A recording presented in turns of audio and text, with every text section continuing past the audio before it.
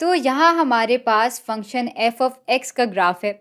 और भाई हम देख के ही बता सकते हैं कि ये कोई आम फंक्शन नहीं है, बल्कि एक एक्सपोनेंशियल फंक्शन है। अच्छा, अब अगर इस फंक्शन की कदर बराबर है मनफी 1/25 के, तो क्या हम इस ग्राफ की मदद से इससे मुंसलिक एक्स की कदर मालूम कर सकते हैं? भाई अंदाजन तो हम ये कह सकते हैं कि यहाँ कहीं होगा ये एक्स, लेकिन भाई इस ग्राफ पे कुछ इतना वाज़े नहीं है। तो इसको मालूम करने के लिए हमें इस एक्सपोनेंशियल फंक्शन की इक्वेशन तो बनानी ही पड़ेगी। अच्छा, साथ में हमें ये 2 नुक्ते भी दिए हुए हैं, तो शायद काम इतना मुश्किल भी ना हो। तो बस फिर शुरू करते हैं। अब भाई एक्सपोनेंशियल फंक्शंस आम तौर पे कुछ इस तरह की शक्ल में दिखाई देते हैं, जहाँ फंक्शन बराबर होता है इब्तिदाई कदर या इनिशियल वैल्यू ज़रब मुश्तरका तनासब या कॉमन रेशो की ताकत x के। तो भाई हमें मालूम करनी है इस a की कदर, और इसको मालूम करना इंतहाई आसान है। भाई फंक्शन की इब्तिदाई कदर असल में वो कदर होती है जब हमारा x 0 के बराबर होता है, और इसको हम परख भी सकते हैं।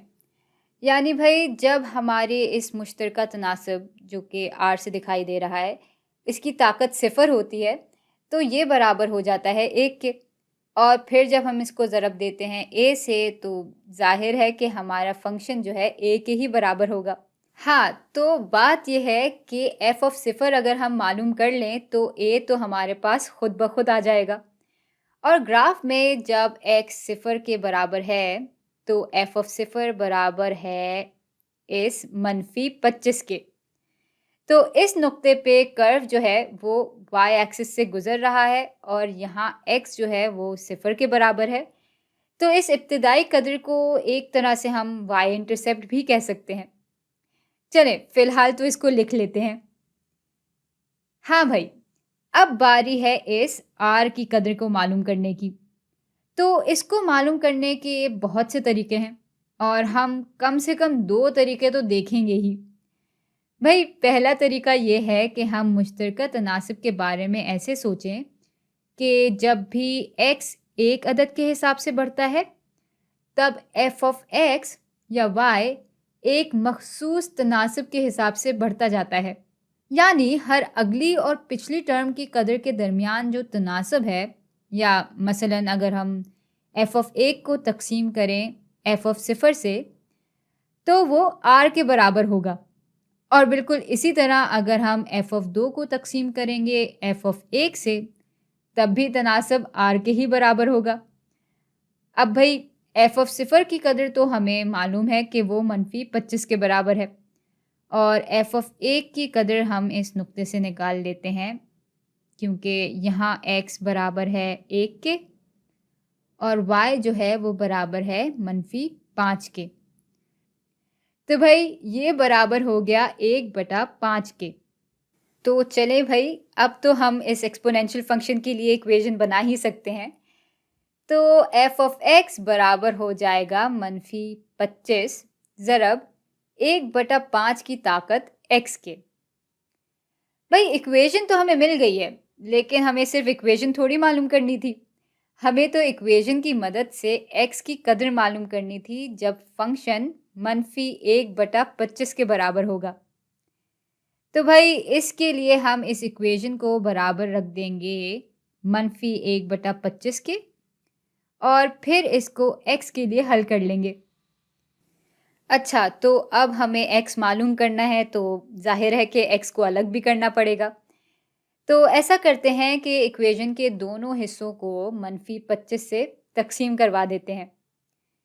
भाई ये कट जाएगा, और यहाँ मनफी मनफी का निशान भी कट जाएगा, और अब 1/5 की ताकत x बराबर हो जाएगा 1/25 ज़रब 25, यानी 625 के।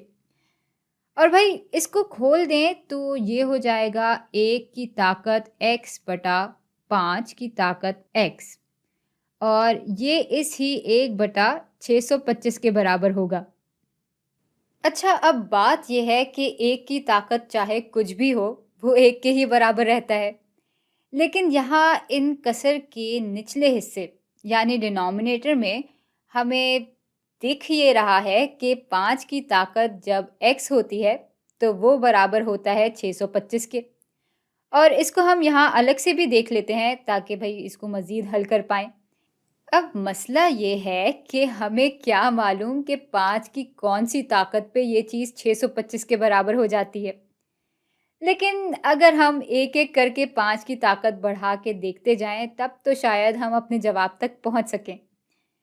भई जब 5 की ताकत 1 होती है तो वो बराबर हो जाता है 5 के।